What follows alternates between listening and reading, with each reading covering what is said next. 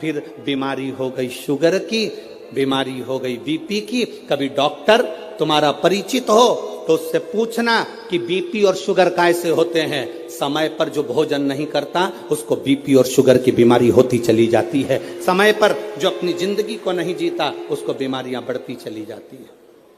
पूछो कभी। एक भिखारी भी हमको ज्ञान देता है कि अपनी जिंदगी में जो हमने कमाया है उस कमाई का थोड़ा सा अंश हम अपने ऊपर खर्च करें। हम कमाई का अंश, इस व्यासपीठ से कभी नहीं कहा आपसे कि आप अपने धन को किसी को दे दो, आप अपने धन को किसी को दान कर दो। हम कभी नहीं कहते इस व्यासपीठ से कि तुम तुम्हारी संपदा उठाकर किसी को दियाना या किसी को दान करियाना। हम इतना जरूर कहते हैं कि तुमने जो कमाया है, तुम जो कमा रहे हो उसको अपने ऊपर खर्च जरूर करना, जिससे लगे कि तुमने मेहनत कर कर कमाया तो अपने ऊपर खर्च किया। खर्च किया तुमने। स्त्री से कभी आयु नहीं पूछी जाती, पुरुष से कभी आय नहीं पूछी जाती, क्योंकि स्त्री कभी अपने लिए जिंदगी नहीं जीती। जीती है तो पहले माँ बाप के लिए, माता पिता ब्याह कर कर भेज देते हैं तो पति के लिए, पति के बाद में जब बच्चे आ जाते हैं तो बच्चों के लिए, फिर जीती है तो अपना पोता पोती नाती पंती के लिए। पूरी जिंदगी स्त्री अपने शरीर को अगर संभाल कर रखती है तो दूसरों के लिए रखती है कि मेरे बच्चे सुखी रह लें, मेरा परिवार सुखी रह ले, मेरा परिवार सुखी रहे, मेरे बच्चे सुखी रहें, मेरा कुटुंब सुखी रहे, मेरे रिश्ते सुखी रहें। स्त्री से आयु नहीं पूछी जाती, पुरुष से आयु नहीं पूछी जाती।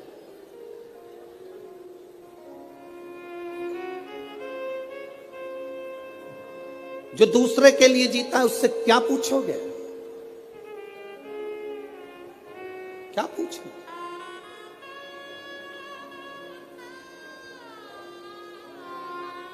शिव कथा कहती है, मेरा भोला बाबा, मेरा शंभू, मेरा त्रिकालदर्शी, कैलाशी, अविनाशी शंकर अमृत नहीं पिए हैं, विष पिया। किसके लिए? दूसरों के। शिव जी ने चंद्र धारण करा, किसके लिए? दूसरों के। शंकर भगवान ने सर्प धारण करा, किसके लिए? दूसरों के।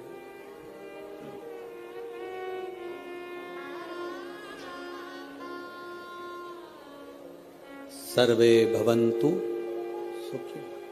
अपने लिए क्या रखा, क्या रखा? पार्वती जी ने पूछ लिया था भोलेनाथ जी से, बाबा आप सारी दुनिया को देते हो, अपने पास कुछ नहीं रखते हो, क्यों नहीं रखते? शिव जी कहते हैं, पार्वती मुझे रखने की जरूरत नहीं है। मैंने जिसको दिया है अगर वो उसका सही उपयोग करेगा तो उसका एक अंश मेरे पास आएगा। अगर उसने सही उपयोग करा तो उसका एक अंश मेरे पास में आएगा, मेरे करीब में पहुंचेगा। अगर वो सही उपयोग कर रहा है तो। आप किस चीज का सही उपयोग कर रहे हो? नयन दिए मेरे धर्मा बाबा ने दर्शन करने के लिए। इन नेत्रों से हम दिन भर अपने मोबाइल को, अपनी टीवी को देखते रहते हैं। श्रवण दिए भगवान ने कथा को सुनने के लिए, हम इससे कथा श्रवण नहीं कर पाते। मुख दिया मेरे दातार ने भजन करने के लिए, हम भजन नहीं कर पाते। पांव दिए मंदिर तक जाने के लिए, हम जा नहीं पाते। हाथ दिए जनमानस की सेवा के लिए, हम सेवा नहीं कर पाते। शरीर का प्रयोग करा कहां? मुख का प्रयोग करा मदिरा पीने में, शराब के नशे में, गंदे नाली के पानी में। कान का प्रयोग करा निंदा और चुगली और गाली सुनने में। नेत्रों का प्रयोग करा गंदी चीजें देखने में। पांव का प्रयोग करा गंदी जगह जाने में। हाथ का प्रयोग करा गंदी वस्तुओं को छूने में। हमने प्रयोग करा क्या?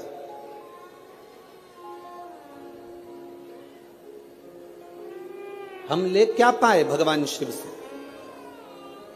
शंकर के मंदिर जाना, जल का पात्र लेकर जाना, वहां से खाली पात्र लेकर मत आना। आपको पहले भी कथा में कहा, बोला था कि नहीं बोला था? शिव जी पे चढ़े हुए जल को थोड़ा सा झेल कर कलश में डालकर जरूर लेकर आना, उसका आचमन करना, घर में छींटना। शंकर के पास जाना तो कभी खाली वापिस मत आना। शिव कथा कहती है अगर आप जल चढ़ाने नहीं भी गए, बिना लोटे के, बिना जल के, बिना बेलपत्र के, बिना धतूरे के, बिना शमी पत्र के, बिना चावल के दाने के भी आप शंकर के पास अगर पहुंच गए हो तो शंकर आपको कभी खाली नहीं भेजता, वो झोली भर कर ही भेजता। शिव भक्ति होती ही ऐसी है। शंकर भगवान की अविरल भक्ति का फल ही यही है। शंभु शरणे पड़ी मांगो घड़ी रे, दुख काटो दया करी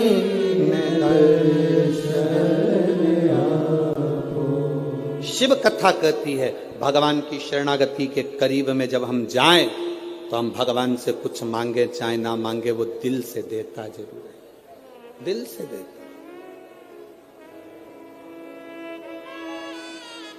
आप लोगों से एक बात पूछे क्या, जवाब दोगे? अरे बोलो तेरे नागपुर वालों, पक्का? ठीक है। तुम्हारी आर्थिक स्थिति ठीक है, तुम्हारी आर्थिक स्थिति ठीक हो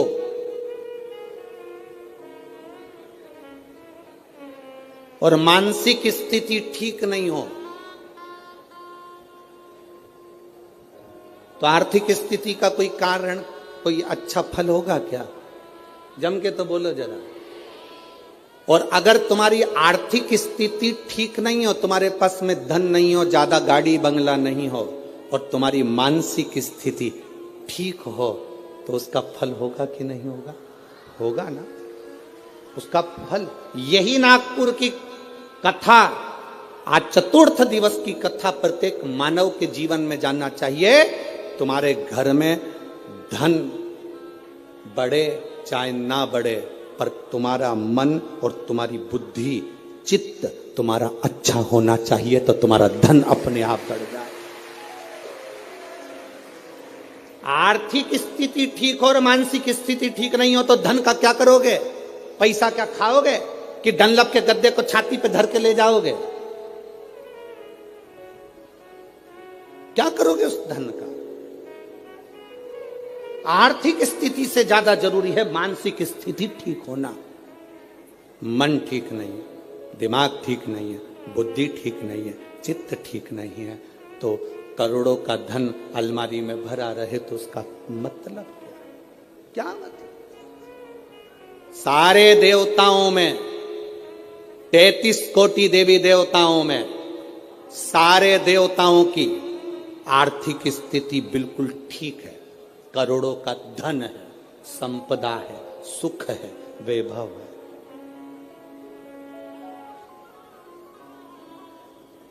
सबके पास में वैभव है, सबके पास में धन है, पर मेरे बाबा के पास में आर्थिक स्थिति भी ठीक है और मानसिक स्थिति भी ठीक है।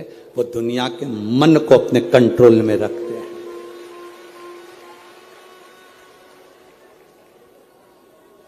एक बार लक्ष्मी जी ने नारायण से कहा था, प्रभु आपका और हमारा झगड़ा होता रहता है, आपका और हमारा विवाद होता रहता है, आप हमारे पति, हम आपकी धर्म पत्नी और विवाद करते हैं। ब्रह्माणी ब्रह्मा जी से कहती, आप और हमारा विवाद होता रहता है,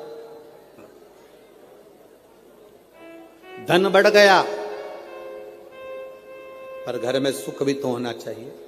शिव भगवान नारायण ने कहा, लक्ष्मी घर की मानसिक स्थिति ठीक करने का सबसे सुंदर तरीका है, सबसे सुंदर तरीका, लक्ष्मी शिव की आराधना करो। लक्ष्मी जी ने कहा, मैं शंकर की आराधना? हां। लक्ष्मी जी ने कहा, आप कह रहे हो बिल्कुल सही है, मेरी मां, लक्ष्मी जी की मां का नाम क्या था? भगवान नारायण की सासू का नाम क्या था? ख्याति देवी। क्या नाम था? ख्याति देवी। लक्ष्मी जी की मां, भगवान विष्णु जी की सासू ख्याति देवी। लक्ष्मी जी कहती हैं, मेरी मां ने भी मुझे कहा था कि जब मन श्रेष्ठता में ना जाए, मन विचलित हो, मन में चिंता रगी हो, मन विचलितता में हो, तब शंकर भगवान के पार्थिव शिवलिंग का निर्माण कर कर उसकी आराधना करना। आप रोज प्रतिदिन यहां जितने लोग भी कथा सुन रहे हैं और जितने लोग आस्था चैनल पर, फेसबुक, यूट्यूब पर कथा सुन रहे हैं, बहुत कम लोग होंगे जो रोज शंकर भगवान का पार्थिव शिवलिंग बनाते होंगे और उसकी पूजन करते होंगे। बहुत कम लोग होंगे जो पार्थिव शिवलिंग का निर्माण कर कर उसका पूजन करते होंगे, बहुत कम लोग। अगर हम रोज पार्थिव शिवलिंग का निर्माण नहीं कर सकते, हम रोज भगवान शंकर के शिवलिंग का निर्माण कर कर पूजन नहीं कर सकते, तो कम से कम एक काम हम रोज कर सकते हैं, अपने घर से जल ले जाकर शंकर जी को समर्पित कर सकते हैं, जिससे बाबा हमारे हृदय की दशा को जाने।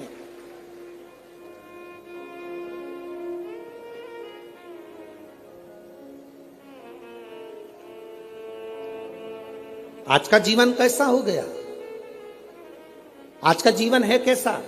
जैसे सरकारी स्कूल का टीचर, सरकारी स्कूल में नौकरी करने वाला, सरकारी स्कूल में पढ़ाने वाला टीचर अपने बच्चे को पढ़ाता है प्राइवेट स्कूल में और कामना करता है भोलेनाथ जी से कि मेरे बेटे की नौकरी सरकारी स्कूल में लग जाए।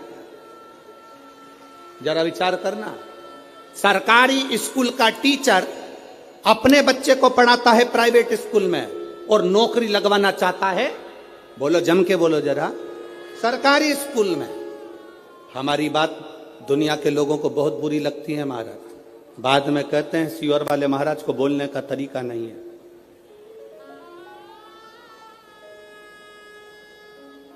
तो तुम जिस दिन तरीके पे आ जाओगे तो हम भी तरीके से बोलना प्रारंभ कर देंगे। उसमें क्या दिक्कत है? उसमें क्या टेंशन? सरकारी स्कूल में पढ़ाने वाला टीचर, सरकारी स्कूल का प्रिंसिपल, सरकारी स्कूल में पढ़ाने वाला टीचर अपने बच्चे को पढ़ाता है प्राइवेट स्कूल में और बेटे की नौकरी लगवाना चाहता है सरकारी स्कूल में। कारण उसको स्कूल की पढ़ाई का अंदाजा है, उसको स्कूल की कमाई का भी अंदाजा है, इसलिए वो नौकरी सरकारी चाहता है। अगर तू अपने बेटे को सरकारी नौकरी चाहता है तो अपने बेटे को सरकारी स्कूल में पढ़ाना भी चाहिए, पढ़ाना भी चाहिए। जब तुम अपने बच्चे को सरकारी स्कूल में पढ़ाओगे तो तुम्हें मालूम पड़ेगा कि हमें किस तरह से बच्चे को पढ़ाना है, हमें कितना ज्ञान देना है, कितनी प्रबलता देना है, कितनी विद्वत्ता देना है। एक साइंटिस्ट पहले अपने साइंटिस्ट बनने वाला पहले धीरे धीरे धीरे धीरे प्रैक्टिकल कर करके तब जाकर साइंटिस्ट बनता है। आप भी जब अपने ऊपर अमल करोगे तब मालूम पड़ेगा कि जिंदगी की दौड़ में हमें कितने आगे निकलना है, कितने पीछे हम जा रहे हैं।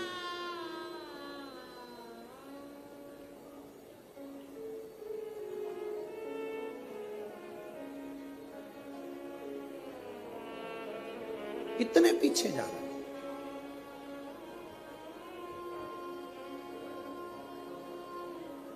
कितना विचित्र संसार हो गया, जरा विचार करिएगा। वो तो अब शिव महापुराण की कथा होती है तो ये लाखों की भीड़ अब जुटने लगी है, अब आने लगी है।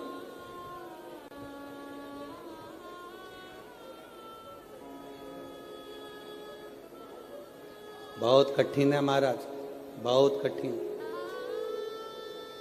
भक्ति में मन लगाना, भगवान की भक्ति में जुड़ना, अपने आप को शिव तत्व की ओर लेकर जाना बहुत कठिन है।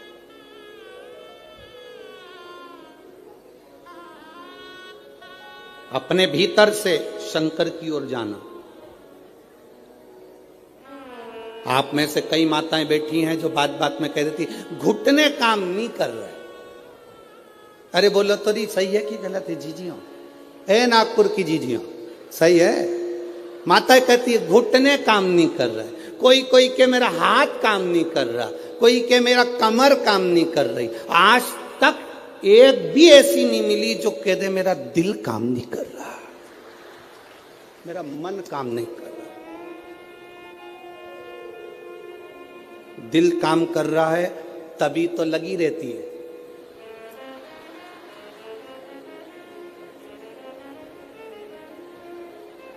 घुटना भले काम नहीं करे पर दिल,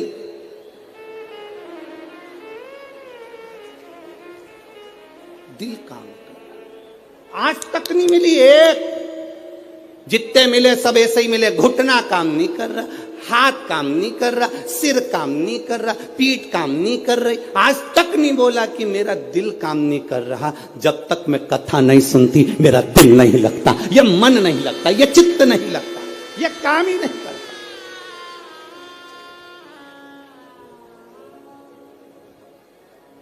ये दिल नहीं लग रहा, ये मन नहीं लग रहा।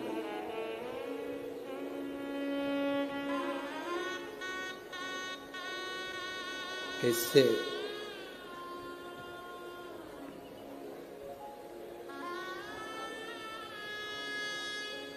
भगवान शंकर की भक्ति के बिना ये मन कैसे लग जाए? कैसे?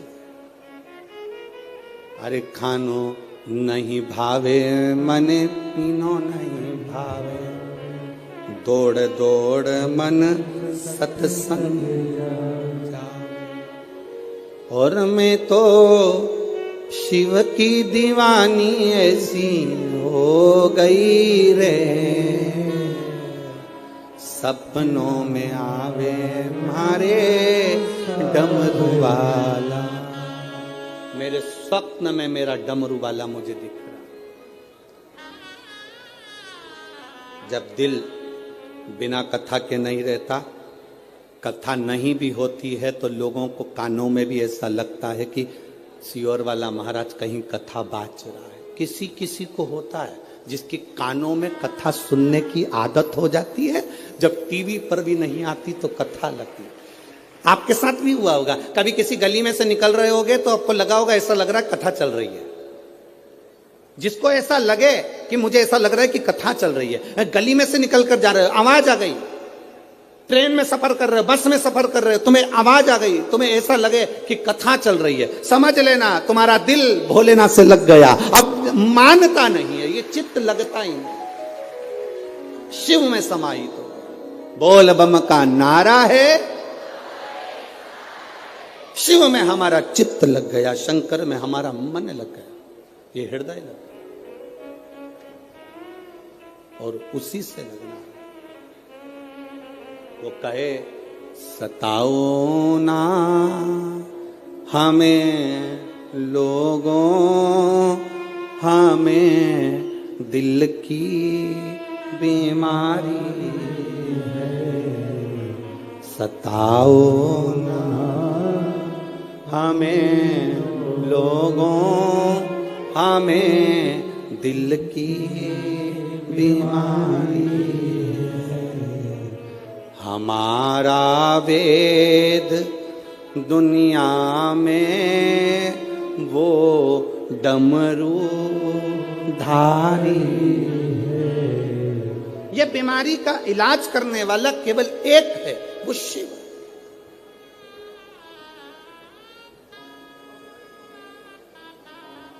अभी इससे पहले जो कथा हुई थी छत्तीसगढ़ की, सुनी थी? अरे बोलो तो। हमने उसमें कहा था दर्जी शर्ट में जेब लगाता है तो वो राइट में नहीं लगाता, वो लेफ्ट में लगाता है। कहां लगाता है? लेफ्ट में। दर्जी शर्ट में जेब, टी शर्ट में जेब सीधे हाथ में नहीं लगाता। कुर्ते में जेब दर्जी अपने सीधे हाथ पर नहीं लगाता। दर्जी अगर जेब लगाता है तो उल्टे हाथ पर लगाता है, क्योंकि दर्जी को मालूम है दिल यहीं पर होता है। ऊपर जेब लगाऊंगा कभी मंदिर गया, बेलपत्र लाएगा ना तो ऊपर की जेब में रख लेगा। ये बेलपत्र नहीं, शंकर दिल के करीब होना चाहिए, हृदय के करीब होना चाहिए। ये शिव दिल के करीब हो, हमारे हृदय के करीब हो हमारा शंकर, हमारा ओघड़ी दयालु दातार नजदीक हो हमारे। अभी कई लोग, अभी कल कथा यहाँ पर सुबेरे, आज की कथा तो ये 2 से 5 है, कल टीवी पर भी 2 से 5 आएगी, पर यहाँ पंडाल में जो कथा रहेगी वो सुबेरे 8 बजे से 11 बजे तक रहेगी। अब जो अहमदाबाद की कथा थी वो परमिशन ना मिलने के कारण बस कैंसिल हो गई, तो अब कथा होगी 3 नवंबर से 9 नवंबर तक ब्रज में, कोसी कला में, मथुरा में 2 बजे से 5 बजे तक। अब बीच में जो समय है तो कई माताओं ने विचार करा, अच्छा हुआ हमारी कथा अच्छी थी तो हमारा मन नहीं लगता था काम में, अब बीच में जो समय मिल गया हम इसमें सफाई कर लेंगे, अब दिवाली की सफाई कर, अब बीच में जो समय मिला है सफाई करने का मिला। बस आपसे निवेदन है, जैसे घर की सफाई करोगे तो लक्ष्मी आएगी, दिल की सफाई रखना तो महादेव जल्दी से प्रवेश करेगा।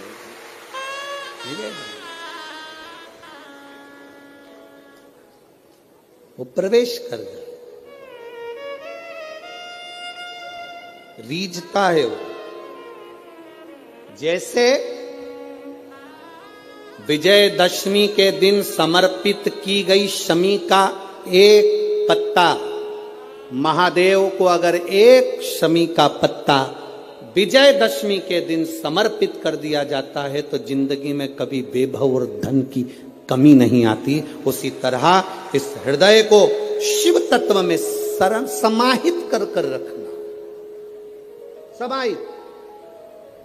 एक कथा आप लोगों ने सुनी होगी, महर्षि वर्तंतु।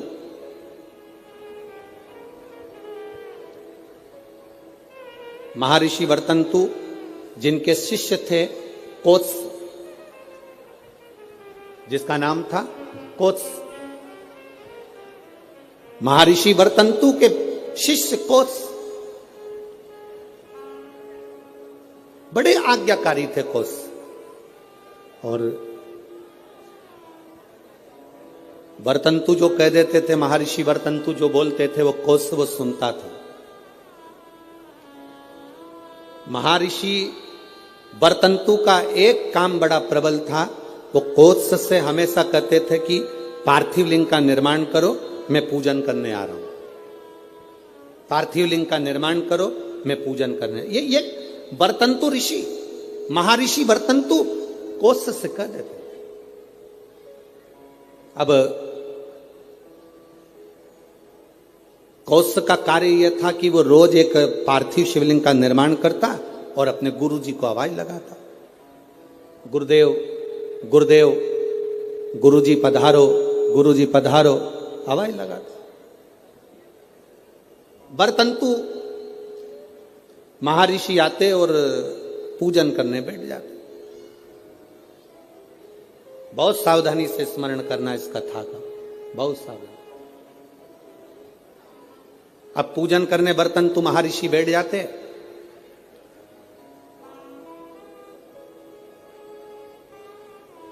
एक बार कोत्स भरी निंद्रा में सो रहा था। उसने स्वप्न में क्या देखा कि कोई काले काले से भयंकर दंत वाले आश्रम में प्रवेश कर रहे।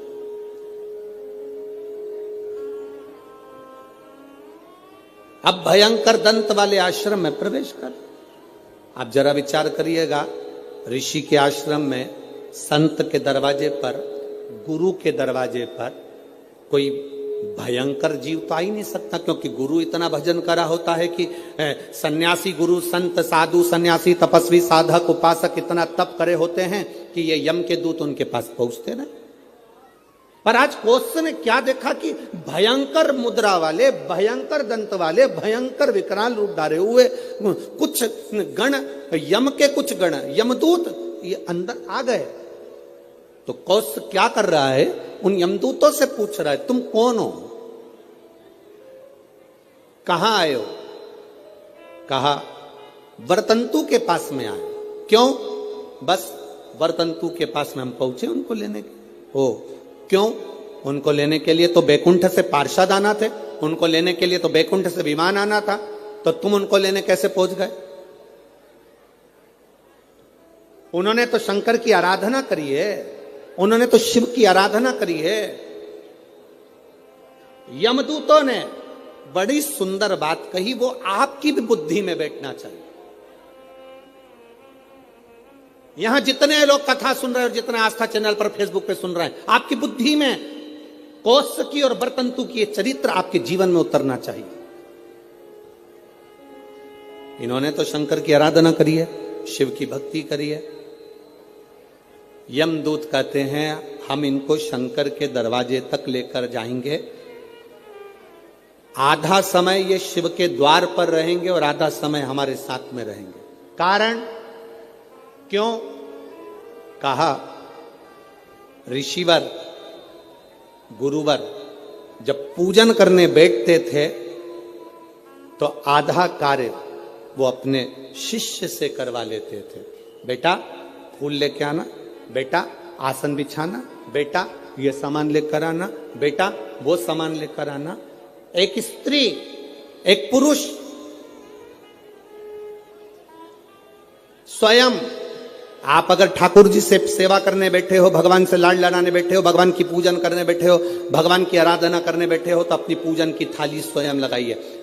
पशुपति व्रत करने वाली माताएं ध्यान रखेंगी इस बात के लिए। पशुपति व्रत की नियम, पशुपति व्रत करने वाली माताओं का नियम क्या है? कई माता कहती है हमने 2 बार व्रत कर लिया, भगवान हमारी नहीं सुना, हमने ये कर लिया, भगवान हमारी नहीं सुना।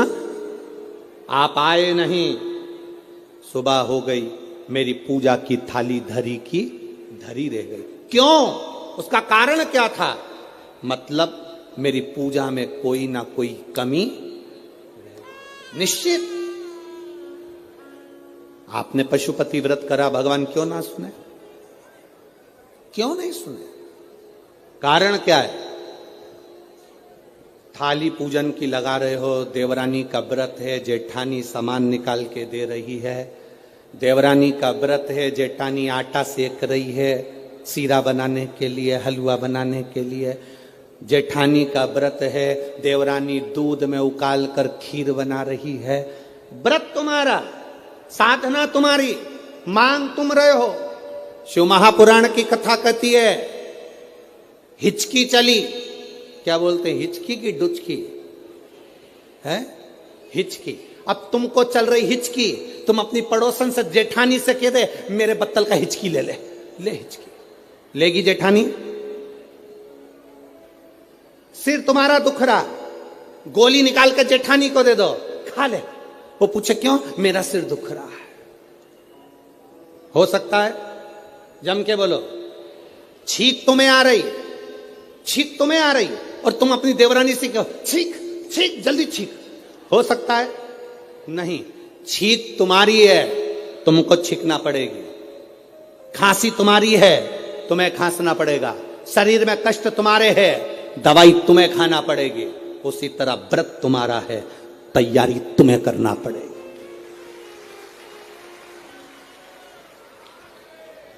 गलती हम करते हैं।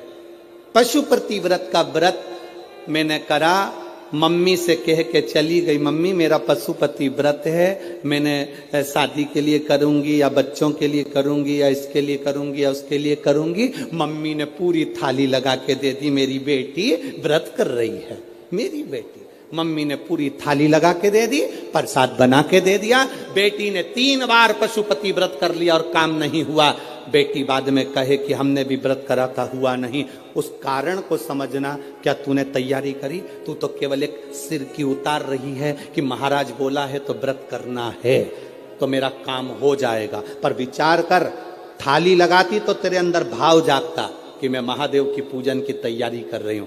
चावल रख रही हूं, बेलपत्र रख रही हूं, पुष्प रख रही हूं। एक एक चीज में महादेव जुड़ता तेरे दिल से। मैं महादेव के लिए हलवा बना रही हूं, मैं महादेव के लिए सीरा बना रही हूं, मैं महादेव के लिए खीर बना रही हूं, मैं महादेव के लिए ये कर रही हूं। हर शब्द में तेरा महादेव जुड़ता, तो पशुपति व्रत का पुण्य भी 2 व्रत होते और तीसरे में प्राप्त हो जाता। ये नियम है शिव महापुराण।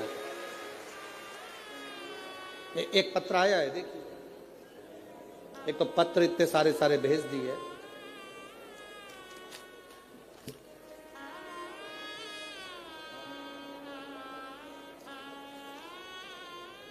मेरा नाम काजल राहुल कलाइन, मैं नागपुर से हूं, डिप्टी सिग्नल चिरखली महाराष्ट्र। कहीं बैठी हो तो हाथ हिला सकती हैं। आप ही हैं? हाँ, बहुत बहुत साधुवाद। बाबा की कृपा पर बनी रहे। गुरुदेव, मुझे बच्चे नहीं थे, संतान का सुख नहीं था, कई साल बीत गए थे गुरुदेव। बच्चों का सुख नहीं, संतान का सुख नहीं। बच्चे को लाइयो साथ में, लायो, ले आओ ले आओ ले आओ। मेरे यहां बच्चे का सुख नहीं था, संतान का सुख नहीं था। डॉक्टर के हिसाब से संतान का सुख नहीं था गुरुदेव। पर एक बार ऑटो में सफर करते करते एक बहन जी ने मुझसे कह दिया कि तू पशुपतिनाथ का व्रत कर। गुरुदेव, पशुपतिनाथ का व्रत एक बार करा, उसका फल नहीं मिला। मैंने सोचा हो सकता है कोई गलती हो गई हो, तब मैंने फिर दूसरी बार पशुपतिनाथ का व्रत किया और बाबा की कृपा का मैं क्या गुणगान करूं गुरुदेव। शिव शिव है। 26 जून को मेरा गर्भ ठहर गया और बाबा की कृपा से बाबा ने ऐसी करुणा करी, ऐसी दया करी गुरुदेव कि 12/2/2023 को मेरे घर में संतान की प्राप्ति हो गई। मैं बाबा को यहां नमन करने आया। गुरुदेव, मुझे जो संतान हुई वो 8वां महीना भी पूरा नहीं लग पाया था। डॉक्टर के हिसाब से बच्चा कमजोर होना था, बच्चे में बल नहीं आना था, उसके शरीर में कष्ट रहना था। पर मेरे बाबा ने मेरी लाज रखी गुरुदेव, और 8वां महीना भी चालू नहीं हुआ और जो संतान हुई बाबा की कृपा से पूरी स्वस्थ हुई। उसको मैं लेकर आई हूं बाबा को प्रणाम करने के लिए। यह शिव तत्व है। ओ घड़ी दया, और तेरी कृपा बिना न हिले एक भी लेते हैं श्वास, तेरी कृपा से शिव तत्व की प्राप्ति। आपका विश्वास, आप पशुपति व्रत कर रहे हो, आप हरतालिका तीज का व्रत कर रहे हो, आप चतुर्थी का व्रत कर रहे हो, आप पंचमी का व्रत कर रहे हो, आप नवरात्रि का व्रत कर रहे हो। आप जिस व्रत को आप कर रहे हो, चाहे पुरुष करे, चाहे स्त्री करे, चाहे नारी करे, चाहे बच्चे करे, चाहे कन्या करे, चाहे बेटी करे, जो करे, उस व्रत में, उस व्रत की मूलता में आपका समर्पण होना चाहिए। उस व्रत की मूलता में आपका समर्पण।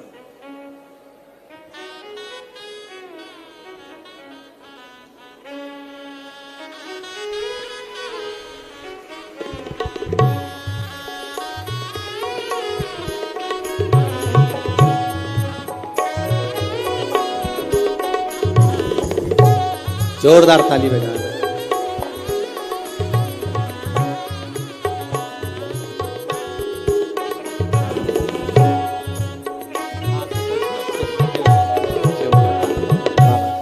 शंभो, अरे लुटा दिया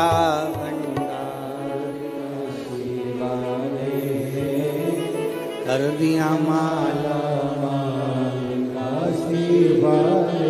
शिव तत्व की प्राप्ति। हम जिस व्रत को कर रहे हैं, हम जिस आराधना को कर रहे हैं, हम जिस तप को कर रहे हैं, हम जिस साधना को कर रहे हैं, उसमें हमारा बल होना चाहिए, हमारा विश्वास होना चाहिए, हमारी दृढ़ता होना चाहिए।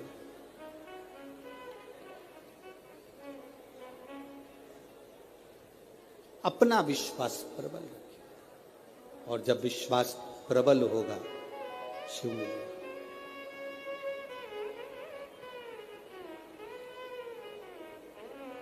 शिव प्राप्त होंगे, ये निश्चित है, क्योंकि शंकर बड़े दयालु हैं, बड़े दयालु हैं।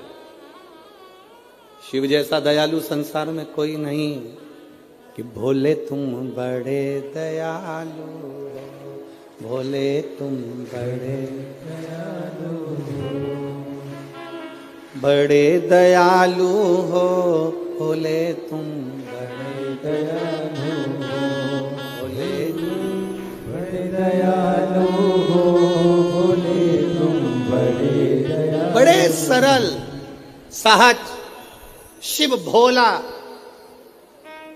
3 बार ताली बजाने वालों के भी भर देता भंडार, एक बार शिखर का दर्शन करने वाले को शिखर पर पहुंचा देता है मेरा भोलेनाथ। इतना दयालु है, इतना कृपालु, इतना। शिव तुम बड़े दयालु हो, भोले तुम बड़े दयालु हो, बड़े दयालु हो, भोले तुम बड़े दयालु हो, बड़े दयालु, बड़े दयालु हो। दोनों हाथों से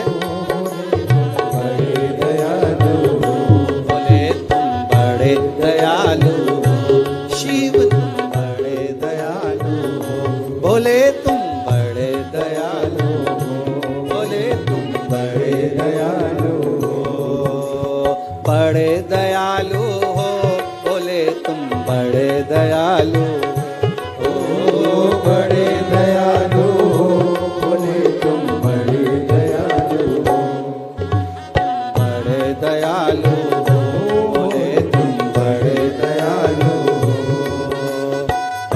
दयालु, भोले तुम बड़े दयालु हो, बड़े दयालु हो, भोले तुम बड़े दयालु हो, बड़े दयालु हो, भोले तुम बड़े दयालु हो, बड़े दयालु हो, भोले तुम बड़े दयालु हो, बड़े दयालु।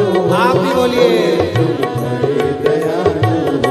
भोले तुम बड़े दयालु, भोले तुम बड़े दयालु,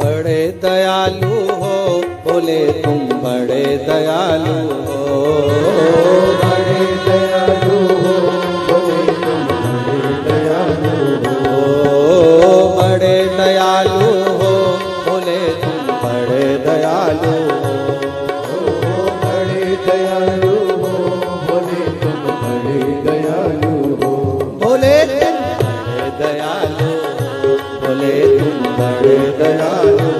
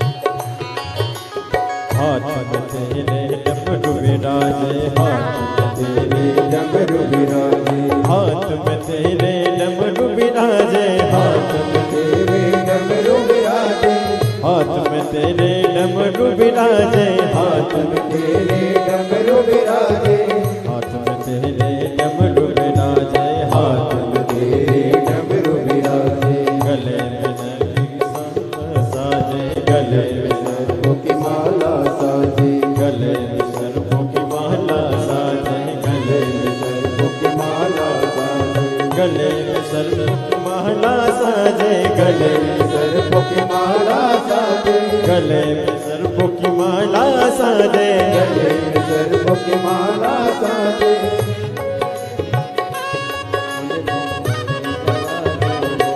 बोले तुम बड़े दयालु हो, बोले तुम बड़े दयालु हो।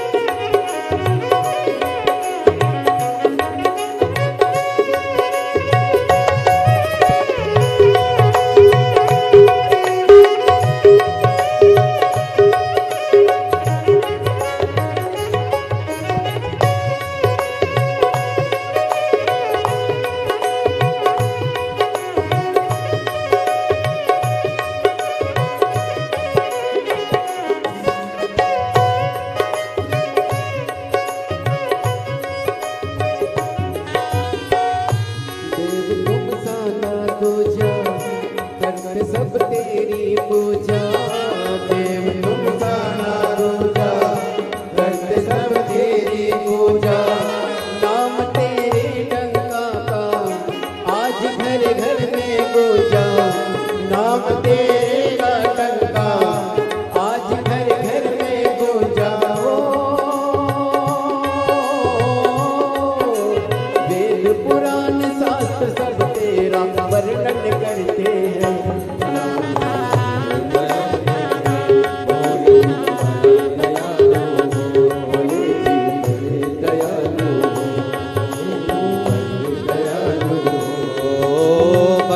दयालु हो बोले तुम बड़े दयालु हो, बड़े दयालु हो बोले जी बड़े दयालु हो, बड़े दयालु हो बोले तुम बड़े दयालु हो, बड़े दयालु हो बोले जी बड़े दयालु हो, बोले तुम बड़े दयालु हो, बोले तुम बड़े दयालु हो, बोले तुम बड़े दयालु हो, बोले तुम बड़े दयालु हो, बोले तुम बड़े दयालु हो, बोले तुम बड़े दयालु हो, बोले तुम बड़े दयालु हो, बोले तुम बड़े दयालु हो। हार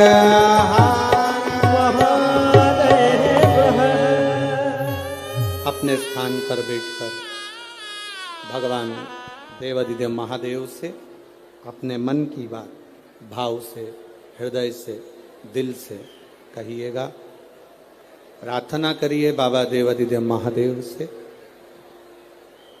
जहां जगह मिले वहां बैठकर भाव के साथ में बोलिए। आज कथा का चतुर्थ दिवस है। कल कथा का विराम दिवस रहेगा।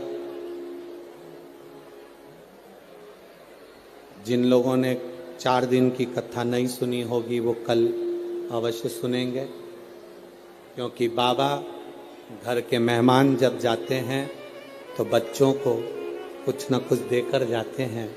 उसी तरह बाबा की कथा विराम होती है तो बाबा भी झोली भर कर ही जाता है। ऐसा नियम है शिव महापुराण में। दिल से बाबा से प्रार्थना करिए, जहाँ जगह मिले, कार्यकर्ताओं को भी जहाँ जगह मिले वहाँ बैठकर भाव से कहिए, श्री शिवाय नमस्तुभ्यं, श्री शिवाय नमस्तुभ्यं, श्री शिवाय नमस्तुभ्यं, श्री शिवाय नमस्तुभ्यं, श्री शिवाय नमस्तुभ्यं। भोला सब दुख का ओ